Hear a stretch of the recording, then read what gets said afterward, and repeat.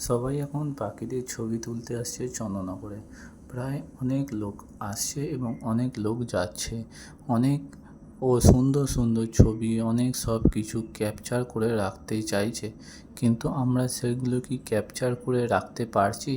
আমরা শুধু ছবির মাধ্যমে ক্যাপচার করে রাখলে তো এই জিনিসগুলো চলবে না। ছবির বাইরেও আমাদের সব কিছুকে ধরে রাখতে হবে। আজকে চন্দননগরে এই যে কটা গাছ আছে, এই গাছগুলো থাকার জন্যই চন্দননগরের একটা খুব ভালো ঐতিহ্য তৈরি হয়েছে। এবং চন্দননগর স্ট্যান্ড ইংরেজ আমলের আগে থেকে বিখ্যাত। সেই স্ট্যান্ডকে ঐতিহ্য ধরে রাখতে গেলে আমাদের স্ট্যান্ড ঘাটকে পরিষ্কার পরিচ্ছন্ন, পানের পিক মুক্ত, সিগারেটের খোলা মুক্ত, সিগারেটের যে বোঁটা হয় সেইগুলো মুক্ত এবং আবর্জনা প্লাস্টিক মুক্ত করে রাখতে হবে।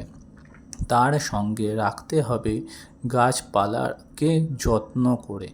আজকে চন্দননগরে কিছু জায়গা আছে যেখানে গাছপালা ছিল, সেই গাছপালাগুলো কেটে ষষ্ঠী পুজো করে দিয়ে আজকে সেখানে বড় বড় বিল্ডিং এবং ফ্ল্যাট হয়েছে।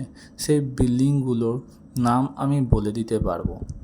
একটা হচ্ছে সম্রাজ্ঞী জ্যোতির্পুরে, সুখ সনাতনতলায় সোনাঝুরি, লক্ষ্মীগঞ্জ বাজারে বাজার কমপ্লেক্স। আরও অনেক ফ্ল্যাট আছে যেখানে লোকজন খুব কম থাকে, কিন্তু সেই জায়গায় গাছ একটাও নেই। আগে ছিল গাছ, এখন গাছ নেই। আমার নিজের জীবনে দেখা সেই সব জায়গাগুলো আম গাছ জাম গাছ সব ছিল, গাছ কেটে দিয়ে আজকে সবাই ফ্ল্যাট থাকার জায়গা তৈরি করছে। আজকে অনেক জায়গায় আছে যে পুরনো বাড়িগুলো ভেঙে দিয়ে সেখানে ফ্ল্যাট তৈরি হচ্ছে। আজকে দেখলাম চন্দননগর স্টেশন ওয়ানের ওপরে, ঠিক কি বলবো, পোস্ট অফিসের উল্টো দিকে একটা ঐতিহ্যপূর্ণ বাড়ি ছিল। সেই ঐতিহ্যপূর্ণ বাড়ি ভেঙে ধ্বংস হয়ে গেছে। হ্যাঁ, কোটি টাকার ওপর দাম হতে পারে, কিন্তু সেখানে গাছ লাগানো দরকার। সেখানে বাড়ি ভেঙে দিয়ে আবার চারতলা নতুন করে বাড়ি তৈরি করাটা কারুকার্য নয়। রাস্তার দুই পাশে যদি গাছ থাকে তাহলে আমরা গরম থেকে রেহাই পাবো। আর রাস্তাঘাটকে পরিষ্কার রাখতে হবে, আর নর্দমা নালা সব কিছু করতে হবে। এই বলে শেষ করলাম।